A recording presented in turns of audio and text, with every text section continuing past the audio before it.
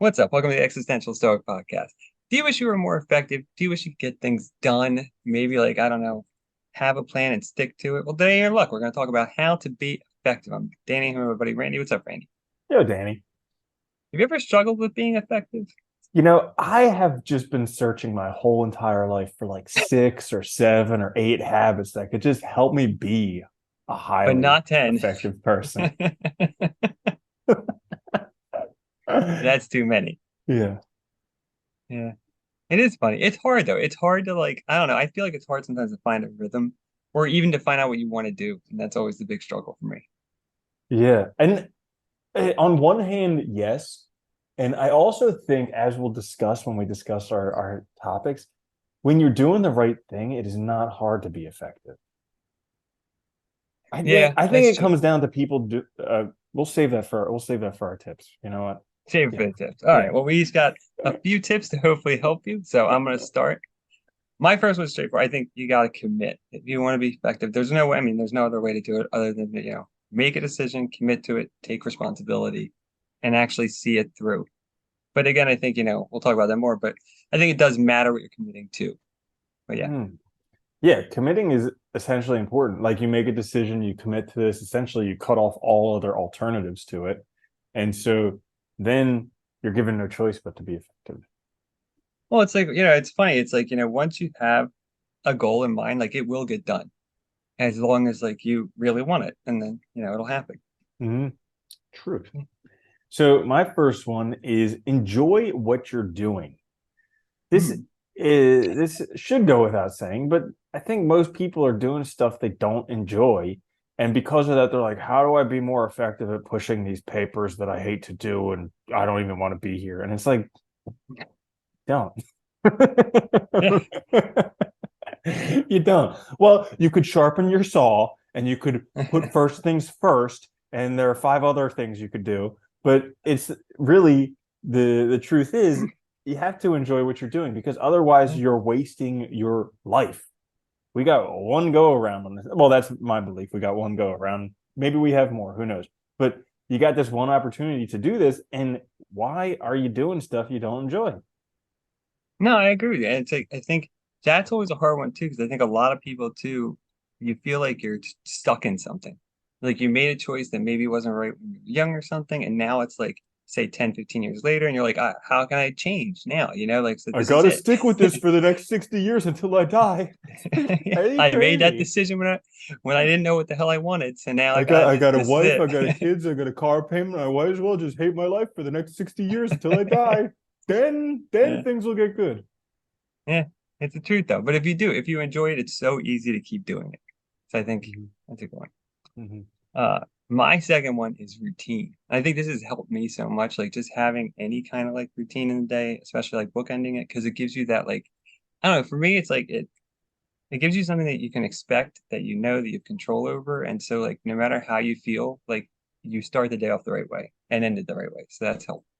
Yeah, that is essential because then it like puts you on the right track because you can wake up and who knows what happens in your mind overnight. Like you have these crazy dreams, or you may not get enough sleep, or maybe, like who knows? You wake up and if you start doing these things that get you in the right frame of mind, then all of a sudden you can really be in the right frame of mind for the rest of the day.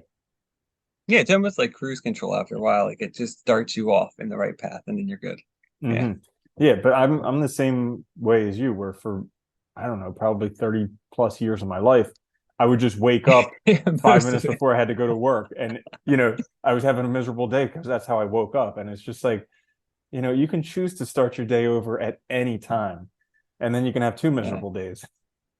You know what? That's a good one too, is actually, yeah, having that time in the morning too, I think is also important and not just like rushing out the door. I hated doing that. Oh It's yeah, the dude. worst. Because you get to It's enjoy total worst. coffee. Like I can't even Yeah. tell you how many times I just sit there watching the steam roll up from a coffee cup, and I'm just like, man, this is living. Like, Yeah. yeah. Anyways, Oh God. so my second one for how to be effective is stop doing shit you don't want to do. Like Yeah. this is it should go without saying, but it doesn't. And I'm not critiquing you because I am, guilty number one for doing shit I don't want to do.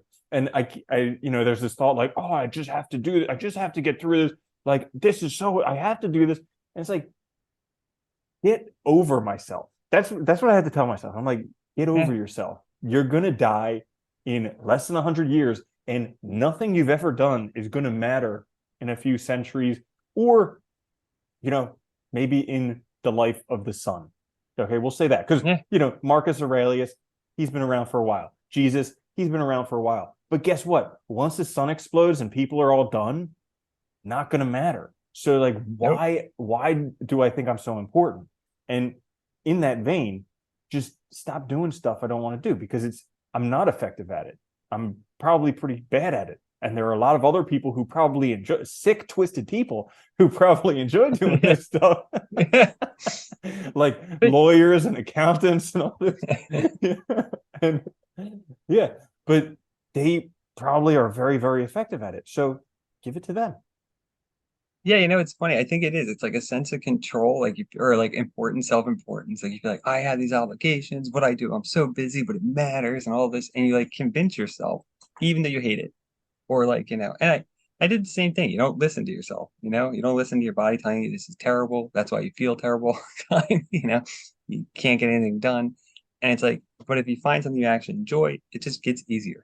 Yeah, I like And what you just said there because instead of actually being effective at what you're doing, you're spending all this time up here in your brain, like, oh, I hate this, I hate this, I hate this, I hate yeah, this, I hate this. And you're spending time, focus, and energy on that instead of actually being effective on what you're doing. yeah. Or you're like convincing yourself that there's some like weird obligation stuff that had these strings attached to you that control you. Mm-hmm. Yeah. Yeah, Yeah. it's Tripping strange. balls. My last one is keep learning. And I think this is important because you can leverage whatever you learn in new ways. It helps you solve problems.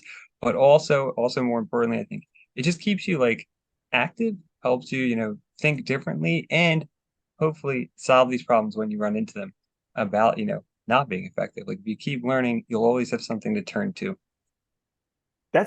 Learning is so understated. Like my grandfather, when I was young, he was the smartest guy that I knew. And he always told me, he's like, read, just keep on reading.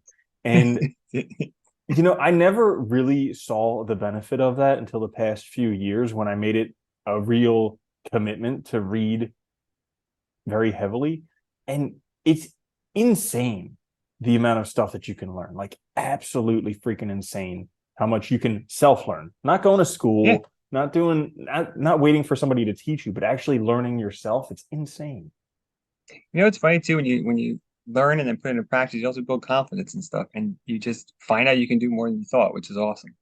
Mm-hmm. Yeah, Yeah, like and then you can be more I get a effective. kick. This is just my ego, but I get a kick all the time when somebody will come up to me and they'll be like, "Oh my God, did you read this book?" And I'm like, "Yeah, I did 8 years ago when it came out, and I implemented it 8 years ago. So I'm Yeah, happy you're reading it now, but catch up."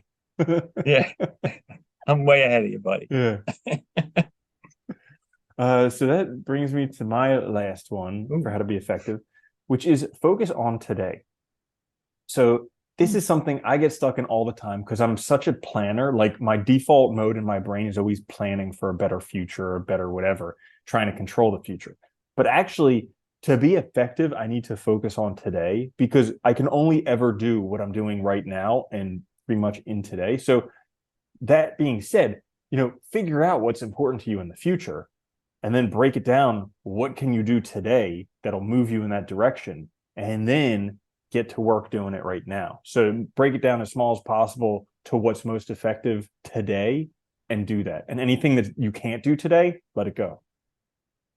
Yeah, and that's crucial too, because then you're actually present, you're actually focused, and you're actually doing what's going to get you there, Mm-hmm. rather than like wandering around. Because that was always my problem too, is doing too many things that didn't actually matter.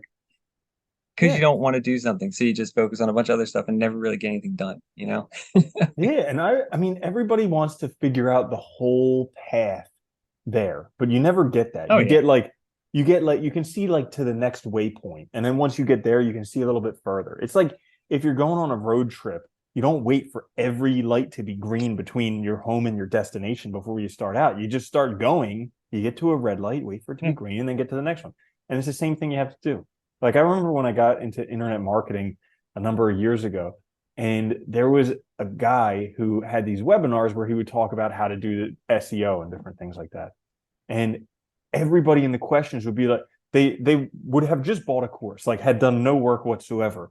And they would be like, but what happens when I get a client? What do I do then? What if they ask me to do this? What do I do then? What about this? What do I do then? And he's like, listen, first thing you just do is get a client. And then once you get a client, then you'll figure it out. And they're like, but what about this? What if they say this? How do I say that? What do I do that? And he's like, guys, stop the questions. Just get a client. Like once you get a client, I'll answer all the questions for you. Just get a client. Because you can't do anything. You can't plan it either because you don't know what's going to happen. Yeah. You don't know the future. Yeah. Bingo. So there So, you have it. Short and simple. 6 habits for even more highly effective persons. So that's all for today's episode. This is the Existential Stoic podcast. If you did enjoy this episode, I'm sure you didn't, but check us out on YouTube or wherever you get your podcasts. I'm Randy. That's Danny. I'll see you later, Danny. later, Randy.